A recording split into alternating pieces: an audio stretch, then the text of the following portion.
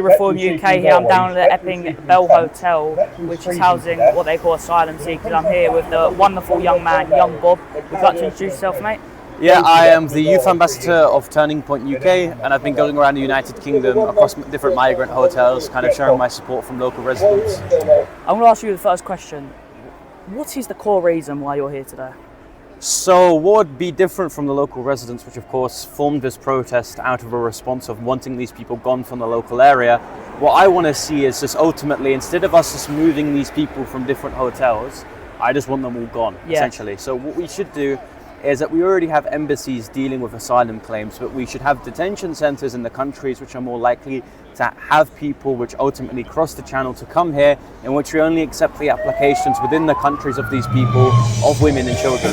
Yeah, that's because we see the boats. Very rarely on these boats do you see a woman and a child. It's mainly middle-aged men who claim they're fleeing war-torn countries. Well, wouldn't you think if they're fleeing what they call war-torn countries, they'd make sure their women and kids are safe, put them on the boat and let them claim asylum, and then the men start coming over if they are true refugees and they true are fighting for their safety? Well, it's purely just because we didn't really discuss migration at Brexit. If it weren't for that fault, we would have continued to have people who would have come through safe routes, that would have actually claimed asylum in the countries that they're in which of course we would accept them, which is the major issue. What's your thoughts on our veterans, army veterans on the streets and British people on the streets who can't claim benefits, can't get a hotel accommodation like these people are getting for free? Do you feel disgusted by the government that they're leaving the British people on the streets and putting illegal immigrants into these hotels? Yeah, so it seems strange, right, that they are prioritising people who ultimately are net receivers and not givers, right? So you even saw this in David Cameron's administration, this idea that if you pay into the system, you're looked after. Now, ultimately, of course, you don't see that. At least we either live in a social market capitalism or a laissez-faire capitalism in which either you don't give these people the support you need, or rather you do, and in which case we shouldn't be giving the support to the illegal migrants, but rather the people who actually paid into the system. I've got one final question.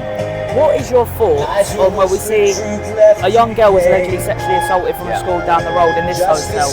Yesterday we found out that a migrant assaulted another migrant, sexually and normal assaulted, GBH, a man from this hotel, against each other. They're both migrants. And then Canary Wharf, an illegal migrant from the Britannia Hotel, walked straight through a blind lady and one-eyed blind lady's house. And then the police don't do nothing about it. It's photorodism.